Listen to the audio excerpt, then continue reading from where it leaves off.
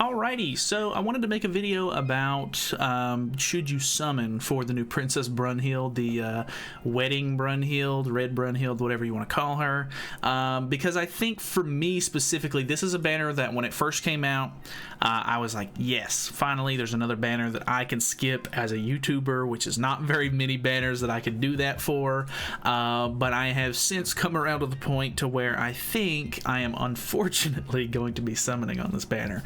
And I say that because this is such an easy skip for regular players.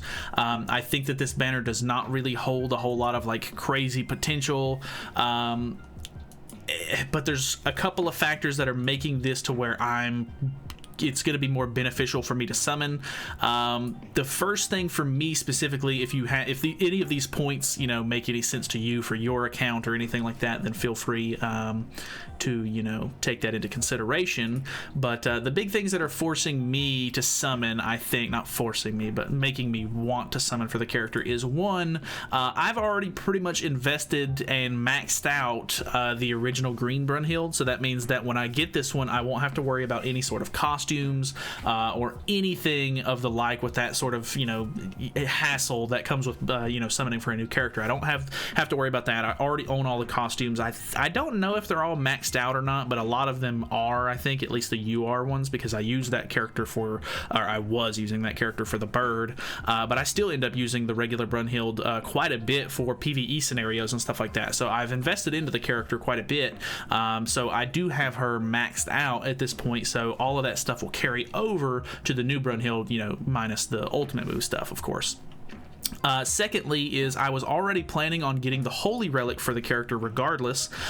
With the new update that's coming out, there should be a 2x bird relic drop rate or something like that increase for running the bird. If you don't know, currently at the moment, if you run a full 1 through 3 floors run of the bird, you get 1 win source guaranteed every time you finish floor 3, and they're going to be doubling that for, I think it's 2 weeks or so. It's some sort of time period.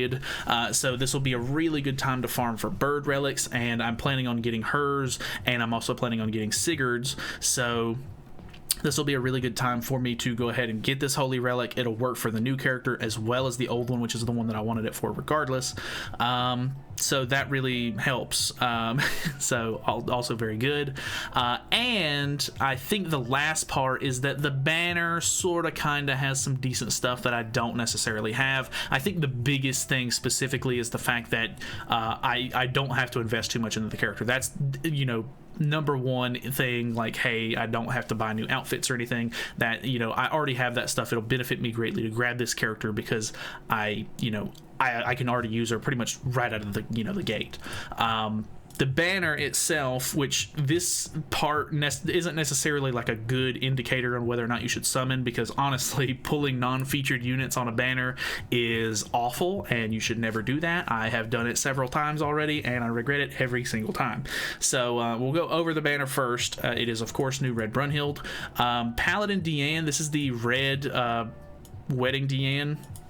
So she's honestly not really useful for anything, because there's not really, she can be okay for guild boss if you have an all giants team, but with the new Deanne out, she would overwrite the place of using this Deanne at all.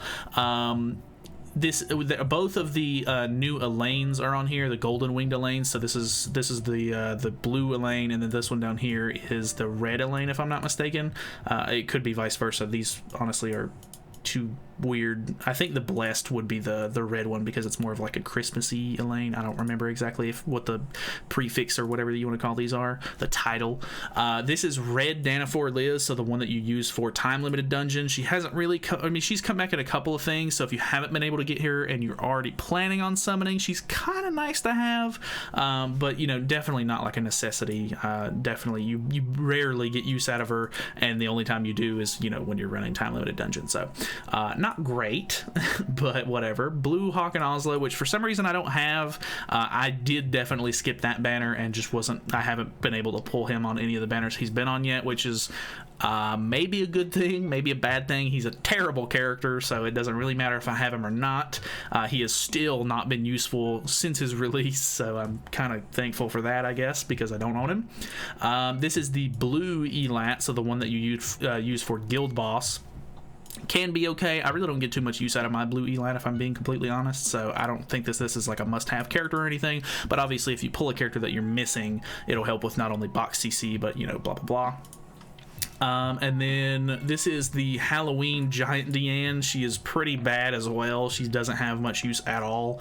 Halloween Gother, which is probably the best thing on the banner besides Brunhild, I guess. I mean, you're probably summoning for Brunhild, but I would say Gother is probably the best character on the banner, I guess. But they literally, you just had a chance to get this character, a couple of weeks ago with the free banner, and if you did it or timed it correctly, or if you even had to spend the 30 extra gems or whatever to get him, hopefully you have this character now, because he is fantastic. You won't have to summon on any of these crappy bait banners to get him or anything like that, so that's great. Hopefully you did so. If not, I'm sorry, but it is what it is.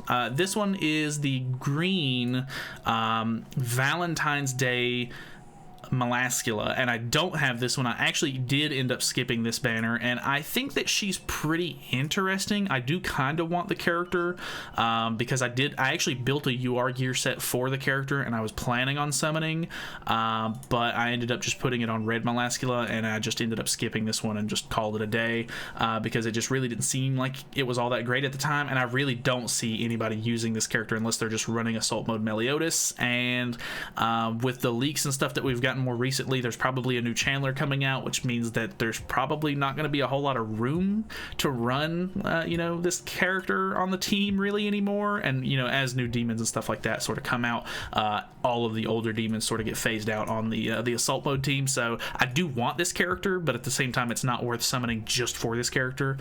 This is Blue Derriere, the one who can taunt. She's actually pretty decent, but honestly, I mean, a lot of these characters are very niche at the best. I think if they would have put, green Zenari on here, that would have been really nice to help people out with doing Belmoth raids and stuff like that. But overall, the banner is missing a couple of characters for me, so if I can pull those, that'd be great. But I'm literally planning on, if I can pull the character early, I'm planning on just getting the character and dipping out of the banner. Normally, I would try to finish out the rotation most of the time, but this is a character that I don't really think I'll get too much use out of. There's a small bit of potential that there's been leaks where we're supposed to be getting I think her name's Freya or Freyer, I can't remember exactly which one it is or whatever, but we're supposed to be getting a new Ragnarok banner sometime in the near future because it's the 1 year anniversary or whatever for Ragnarok coming out, and there's potential for that character to be really interesting or really good, and maybe they're setting it up to where this character will sort of pair well with that character, but you can't be really sure of that, so it's kind of just a gamble in that regard. I'll be happy to have this character if that does end up happening, but if not, I'm sure people are going to run more meta stuff with her if she's a PvP character regardless, so I don't think it's going to be the biggest deal in the world. I think if you're a regular player, you're probably better off just skipping this one because I don't know, she from what I've seen, you basically want to have her like completely maxed out, and you're gonna have to run the gimmicky like Ludociel or Sigurd to sort of lower their defense stats or whatever and get stacks on her and just different kinds of stuff to lower their stats for her to do any sort of like actually good damage. And I don't know, it seems like the only use that she has so far since her release is the gimmicky like 4v4 game mode that they do for PvP every now and then. That should be coming up soon, and she seems to be pretty decent for that if you're planning on doing like a turn 1 wipe team, but I think a majority of the player base isn't going to be doing that, so that is pretty much the whole gist of the things. I think as a final say all, I just recommend skipping this one. I don't think it's really all that great. Even regular players, I've watched gameplay of just people who haven't even invested into her all that much play, and I mean, she seems okay. She seems pretty well rounded, I think, for the most part. The charge card is very underwhelming. The weak point can be really good, but I don't know, she just doesn't seem like anything super special. So I would say if you don't have the relic, you don't have UR gear for her, you don't have the green Brunhild, or you haven't invested into her costumes or anything like that, definitely an easy skip. So that's it from me. Thank you guys so much for watching. This went on a little bit longer than I was anticipating for it to, so sorry about that. Hopefully this was informative or helpful and kind of got the point across. So thanks so much for watching. Hopefully you guys enjoyed the video. Feel free to subscribe if you have not already. We're getting kind of close to 10K, so very cool. But either way, see you later.